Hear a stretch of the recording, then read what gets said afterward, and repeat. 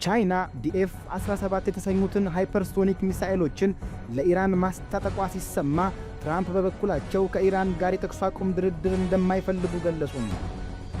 ከ448,000 ሊትር በላይ ሕገወጥ ነዳጅ መያዙንና 613 ሰዎች በቁጥጥር ስር መዋላቸውን ባለሥልጣናት ገለጹ።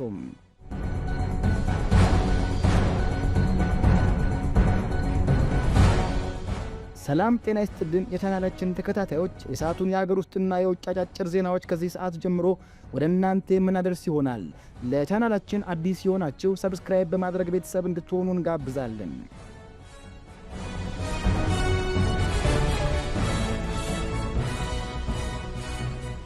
ቻይና ዲኤፍ-17 የተሰኙትን ሃይፐርሶኒክ ሚሳኤሎች ለኢራን ማስታጠቋ ሲሰማ ትራምፕ በበኩላቸው ከኢራን ጋር የተኩስ አቁም ድርድር እንደማይፈልጉ ገለጹ። የዓለማችን ጂኦፖለቲካዊ ገጽታ በ2026 የፈረንጆች ዓመት መባቻ ላይ ወደማይታወቅና እጅግ አደገኛ ወደሆነ አዘቅት ውስጥ ገብቷል። በመካከለኛው ምስራቅ የተቀሰቀሰው አውዳሚ ጦርነት አድማሱን በማስፋት የዓለምን ልዕለ ሀያላን ሀገራት ወደ ከፋ ፍጥጫ እያስገባቸው ይገኛል። የፕሬዝዳንት ዶናልድ ትራምፕ አስተዳደር በኢራንና አጋሮቿ ላይ የከፈተው ዘርፈ ብዙ ጦርነት አሜሪካን ከመቼውም ጊዜ በላይ በበለጠ እያዳከማት፣ የውስጥ ፖለቲካዋን እያናጋው፣ እንዲሁም ፕሬዝዳንቱ ወደ ከፋ የብስጭትና የቁጣ ስሜት እየገፋፋቸው መሆኑን የተለያዩ ዓለም አቀፍ መገናኛ ብዙሃን፣ የደህንነት ተንታኞችና ወታደራዊ የውስጥ አዋቂዎች በስፋት እያመላከቱ ነው። ይህ ጦርነት በመካከለኛው ምስራቅ አሸዋማ በረሃዎች ላይ ከሚደረግ የተኩስ ልውውጥ አልፎ ከዋሽንግተን እስከ ቤጂንግ፣ ከሞስኮ እስከ አውሮፓ አልፎም ከግሪንላንድ በረዷማ ግዛቶች ድረስ የተዘረጋ ውስብስብና ባለብዙ ገጽታ የሀያላን የቴዝ ጨዋታ ሆኗል። የግጭቱ ትኩሳት በሚንተገተግበት የመካከለኛው ምስራቅ ግንባር ስንነሳ የእስራኤልና የሊባኖሱ ሄዝቦላህ ጦርነት ወደር ወደ አጣይ ጥፋት ደረጃ ተሸጋግሯል። በኢራን የሚደገፈው ሄዝቦላህ በአንድ ቀን ውስጥ ብቻ በእስራኤል ወታደራዊ ይዞታዎች ላይ 55 የተደራጁ ጥቃቶችን መፈጸሙን ይፋ ማድረጉ የቡድኑን ወታደራዊ አቅምና ያልተጠበቀ የማጥቃት ብቃት አሳይቷል። ይህ የተጠናከረ ጥቃት በሰሜናዊ እስራኤል በሚገኙ ወታደራዊ የእዝ ማዕከላት ላይ ያነጣጠረ ሲሆን በተለይም በሳፌድ አቅራቢያ በሚገኘው የእስራኤል ጦር ሰፈር ላይ በድሮን መንጋ የተፈጸመው ጥቃት የእስራኤልን የአየር መከላከያ ስርዓት የፈተነ ሆኗል። የጥቃቱ አድማስ ወታደራዊ ኢላማዎችን አልፎ የኢኮኖሚ መሰረቶችን ያናጋ ነው። በሃይፋ ከተማ የሚገኘው ግዙፍ የባዛን ዘይት ማጣሪያ ፋብሪካ በሮኬት ስብርባሪዎች ተመትቶ ከፍተኛ የቃጠሎ አደጋ የገጠመው ሲሆን በማዕከላዊ እስራኤል ሬሆቮት በተባለች ከተማ የመኖሪያ ቤቶች ላይ የደረሰው ጉዳት የጦርነቱን አስከፊነት አጉልቶታል። በተጨማሪም በምዕራብ ዳርቻ በተፈጸመ ከፍተኛ አቅም ባለው ክላስተር ቦምብ ጥቃት ሳቢያ በርካታ ሰዎች ሲገደሉ የሟቾች ቁጥር እየጨመረ መምጣቱ ተዘግቧል። በአንጻሩ የእስራኤል መከላከያ ሰራዊት አይዲኤፍ በወሰደው የከፋ የአጸፋ እርምጃ ደቡባዊ ሊባኖስና የቤሩት ከተማ ዳርቻዎች በቦምብ ዝናብ ታርሰዋል። የእስራኤል ጦር ከ2000 በላይ የሽብር ኢላማዎች ያሏቸውን 120 የእዝ ማዕከላትን፣ 100 የጦር መሳሪያ ማከማቻዎችን እና 130 የሚሳኤል ማስወንጨፊያዎችን ማውደሙን እንዲሁም 570 የሚሆኑ ታጣቂዎችን መግደሉን አስታውቋል። በዚህ ዘመቻ የኢራን እስላማዊ አብዮት ዘብ IRGC የህዝብ ግንኙነት ኃላፊና ዋና አፈቀላጤ የሆኑት ብርጋዴር ጄኔራል አሊ ሞሐመድ ናኢኒ መገደላቸው ለኢራን ትልቅ ስነ ልቦናዊ ኪሳራ ተደርጎ ተወስዷል። ይሁን እንጂ የዚህ መጠነ ሰፊ የእስራኤል የአየር ድብደባ ሰብአዊ ዋጋ እጅግ ዘግናኝ ነው። የሊባኖስ ጤና ጥበቃ ሚኒስቴር ባወጣው መረጃ መሰረት ከጦርነቱ መጀመር አንስቶ ከ1000 በላይ ሊባኖሳውያን ህይወታቸውን ያጡ ሲሆን ከነዚህም ውስጥ ከ100 በላይ የሚሆኑ ህጻናት ናቸው። በተጨማሪም በርካታ የሕክምና ባለሙያዎች የጥቃቱ ሰለባ ሆነዋል። ከ1 ሚሊዮን በላይ የሚሆኑ ዜጎች መኖሪያ ቀያቸውን ጥለው ለመሰደድ የተገደዱ ሲሆን አገሪቱ ወደ አስከፊ የሰብአዊ ቀውስ ውስጥ ገብታለች። ከዚህ ቀጠናዊ የደም ማፋሰስ ባሻገር የኢራን የጥቃት ክንድ ከቀጠናው አልፎ ዓለም አቀፍ የደህንነት ስጋት ወደ መሆን ተሸጋግሯል። ቴሄራን ለመጀመሪያ ጊዜ በህንድ ውቅያኖስ መሃል በሚገኘውና የብሪታንያ ግዛት በሆነው ነገር ግን አሜሪካ በከፍተኛ ደረጃ ወታደራዊ ማዕከል አድርጋ በምትጠቀምበት የዲዮጋ ጋርሺያ ደሴት ላይ መካከለኛ ርቀት ተወንጫፊ ሚሳኤሎችን በመተኮስ ዓለምን አስደንግጣለች። ምንም እንኳን ከተተኮሱት 2 ሚሳኤሎች አንዱ በአሜሪካ የጦር መርከቦች ቢመታም አንደኛው ኢላማውን ስቶ መውደቁ ቢነገርም የዚህ ጥቃት ስትራቴጂካዊ ትርጉም እጅግ ጥልቅ ነው። ዲዮጋ ጋርሺያ የአሜሪካ ቢቱ ስውር የቦምብ ጣይ አውሮፕላኖችና የኒውክሌር ሰርጓጅ መርከቦች መናኸሪያ ነው። ኢራን ይህንን ጥቃት የሰነዘረችው ብሪታንያ አሜሪካ ከዚህ የጦር ሰፈር ተነስታ በኢራን ላይ ጥቃት እንድትፈጽም በመፍቀዷ ምክንያት መሆኑን አስታውቃለች። ይህ ድርጊት አሜሪካ ብቻ ሳይሆን አውሮፓውያንን አጋሮቿን ከፍተኛ ድንጋጤ ውስጥ የከተተ ነው። ምክንያቱም ይህ ሚሳኤል 4000 ኪሎ ሜትርን የመጓዝ አቅም ያለው መሆኑ ሲረጋገጥ እንደ ፓሪስና ሎንዶን ያሉ ታላላቅ የአውሮፓ ከተሞች በቀጥታ በኢራን የጥቃት ክልል ውስጥ መግባታቸውን በተግባር ያሳየ በመሆኑ ነው።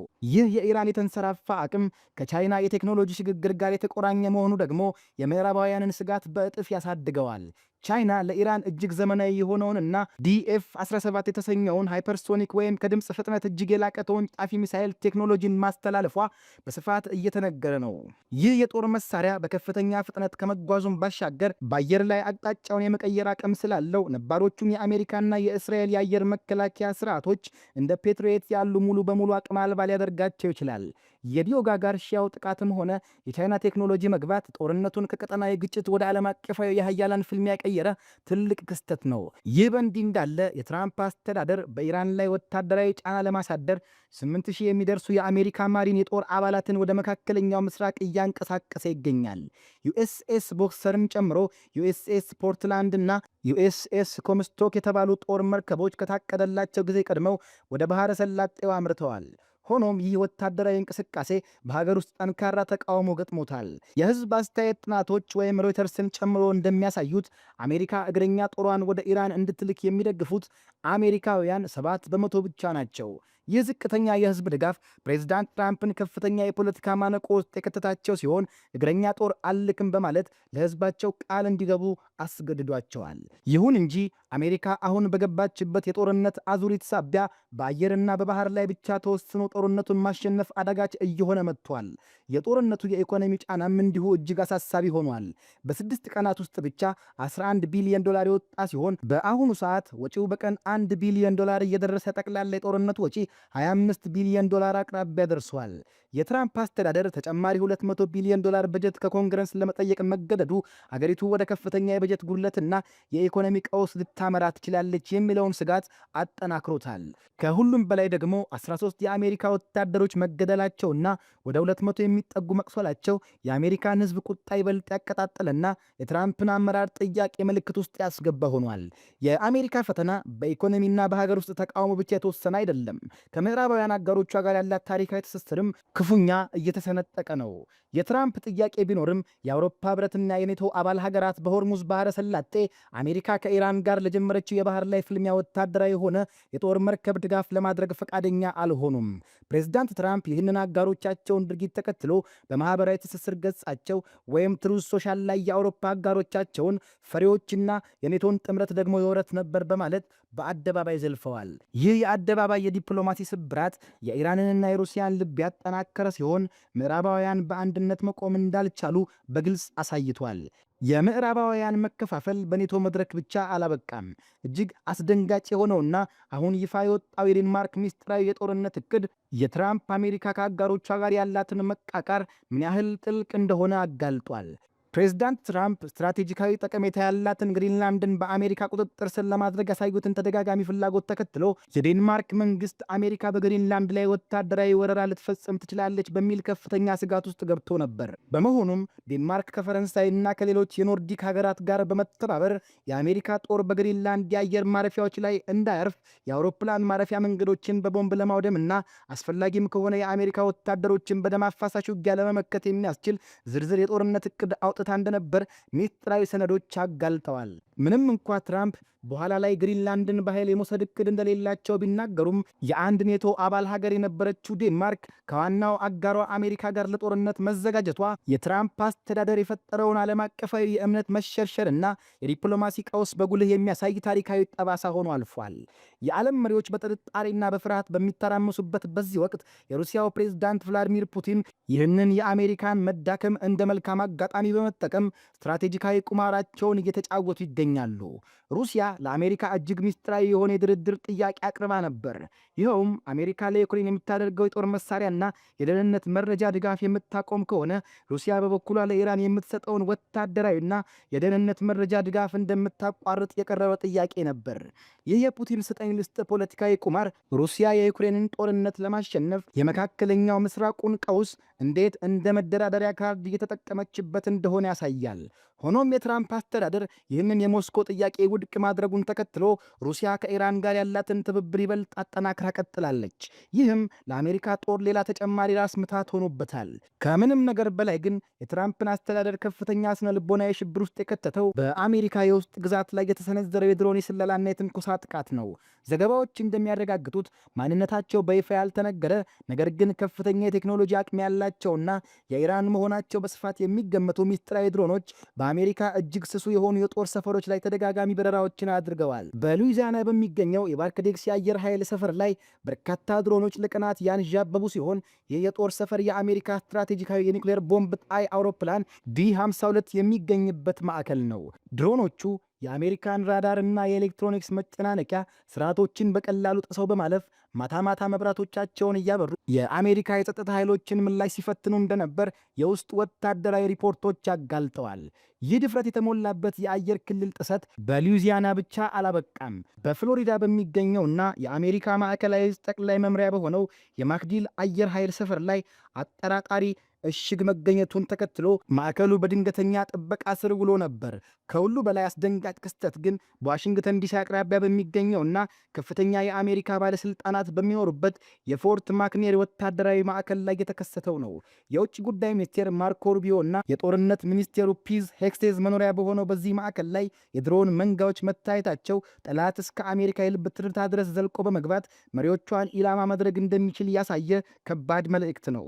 ይህ ሁኔታ የአሜሪካ የደህንነት መዋቅር ላይ ጥያቄ ያስነሳ ሲሆን ፕሬዚዳንት ትራምፕ ግን ህዝባዊ ሽብር እንዳይፈጠር በመስጋት የጉዳዩን አሳሳቢነት ለማቃለልና እንደ ተራ ክስተት ለማሳለፍ ሞክረዋል።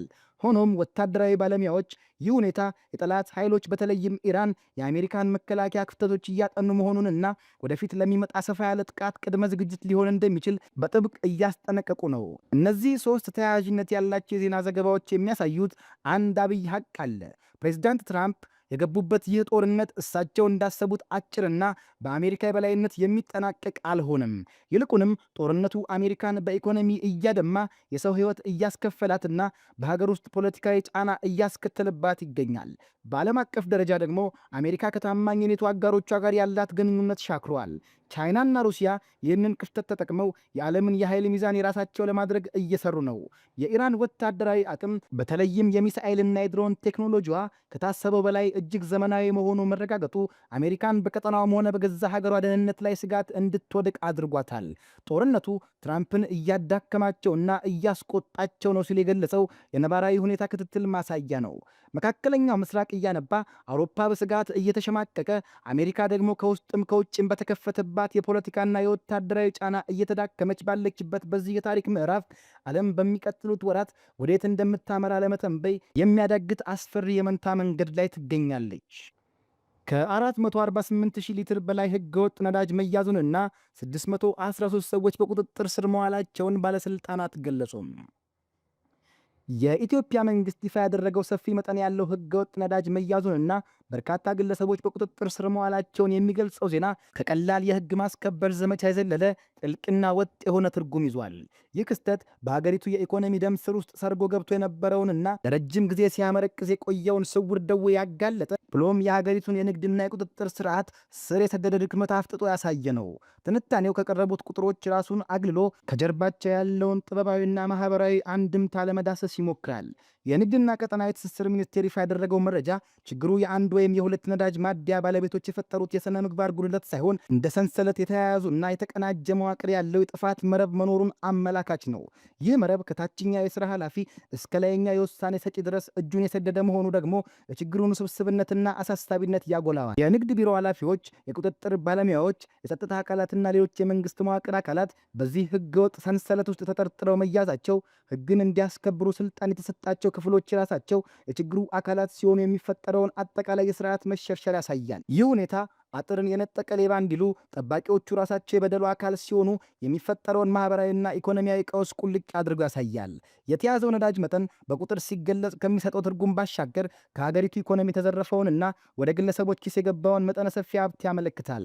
ይህ ድርጊት በአንድ በኩል የመንግስትን ገቢ በማሳጣት የልማትና የማህበራዊ አገልግሎት አቅሙን ሲያዳክም፣ በሌላ በኩል ደግሞ በገበያ ላይ ሰው ሰራሽ እጥረት በመፍጠር የዋጋ ንረትን ያባብሳል። በዚህም ሳቢያ ተራው ዜጋ ለትራንስፖርት ለዕለት ተዕለት እንቅስቃሴ የሚጠቀምበትን ነዳጅ በተጋነነ ዋጋ እንዲገዛ ወይም እንዲያጣ በማድረግ ሕይወቱን ያከብድበታል። ድርጊቱ ቀላል የኮንትሮባንድ ንግድ ሳይሆን የሀገርን ኢኮኖሚ ለማናጋትና የሕዝብን ሕይወት ለማቃወስ የተሸረበ የኢኮኖሚ እንቅፋት ተደርጎ መወሰዱ ስህተት አይሆንም። መንግስት የወሰደው እርምጃ ከታች እስከ ላይ ያሉትን ያካትታል መባሉ ችግሩን ከስር መሰረቱ ለመፍታት ያለውን ቁርጠኝነት ለማሳየት የታለመ ነው። ነገር ግን እንዲህ አይነቱ ስር የሰደደ ችግር በዘመቻ ብቻ አይፈታም። የዚህ አይነቱ ህገወጥ መረብ ሊያቆጠቁጥና ሊንሰራፋ የቻለበት የስርዓት ክፍተት መለየትና ዘላቂ መፍትሄ ማስቀመጥ ወሳኝ ነው። የነዳጅ ድልድልና ቁጥጥር ሂደቱ ምን ይመስላል? የቴክኖሎጂ አጠቃቀምስ በምን ደረጃ ላይ ይገኛል? የቁጥጥር ኃላፊዎች ተጠያቂነትስ እንዴት የተረጋገጠ ነው? የሚሉትን ጥያቄዎች መመለስና ተገቢውን የማስተካከያ እርምጃ መውሰድ ያስፈልጋል። ይህ ሳይሆን ቀርቶ በየጊዜው በሚነሳ ዘመቻ ብቻ ችግሩን ለመቅረፍ መሞከር የበሽታውን ምልክት ከማከም ውጪ የበሽታውን ምንጭ ለማድረግ እንደማይረዳ ግልጽ ነው። በሌላ በኩል ሚኒስቴሩ የነዳጅ አከፋፋዮችና ህብረተሰቡ የነዳጅ አጠቃቀምን በተመለከተ ቁጥብ እንዲሆኑ ያቀረቡት ጥሪ ችግሩ የህግ ማስከበር ጉዳይ ብቻ ሳይሆን የአመለካከትና የባህል ጉዳይ መሆኑ ያስገነዝባል። በዓለም አቀፍ ደረጃ የነዳጅ ገበያ ውጥረት በነገሰበት ወቅት ውስጣዊ የብክነትና የዝርፊያ ችግር መኖሩ ሀገሪቱን ለከፋ አደጋ ያጋልጣታል። ስለሆነም እያንዳንዱ ዜጋና የንግዱ ማህበረሰብ ሀገራዊ ሀብትን በቁጠባና በኃላፊነት ስሜት የመጠቀም ግዴታ እንዳለበት ማሳሰብ ተገቢ ነው። በማጠቃለያ ይህ የህገወጥ ነዳጅ ዘመቻ በኢትዮጵያ የንግድ ስርዓት ውስጥ የተደበቀውን እውነት ፍንትው አድርጎ ያሳየ ክስተት ነው። ከቁጥሮቹ በስተጀርባ ያለው መልእክት ግልጽ ነው። በሙስናና በህገወጥ የተተበተበ መረብ የሀገርን ኢኮኖሚ አንገት አንቆ ይዟል። መንግስት የጀመረው ይህ እንቅስቃሴ ይህንን መረብ ለመበጠስና ስርዓቱን ለማጽዳት የሚያስችል እድል ነው። የስኬቱ መለኪያ የሚሆነው ግን የተያዙት ሰዎች ቁጥር ወይም የተሰወረው የገንዘብ መጠን ሳይሆን እንዲህ አይነቱ ጥፋት ዳግም እንዳይፈጠር የሚያስችል ዘላቂ ግልጽና ተጠያቂነት የሰፈነበት ስርዓት መገንባት መቻል አለመቻሉን ነው። ክቡራን የዩቲዩብ ቻናላችን ቤተሰቦች ለሰዓቱ ያሰናዳናቸው የሀገር ውስጥና የውጭ ዘገባዎች እነዚህን ይመስሉ ነበር። ስለተከታተላችሁን እያመሰገንን ለቻናላችን አዲስ ሲሆናችሁ ቻናላችንን ሰብስክራይብ በማድረግ ቤተሰብ ይሆኑን።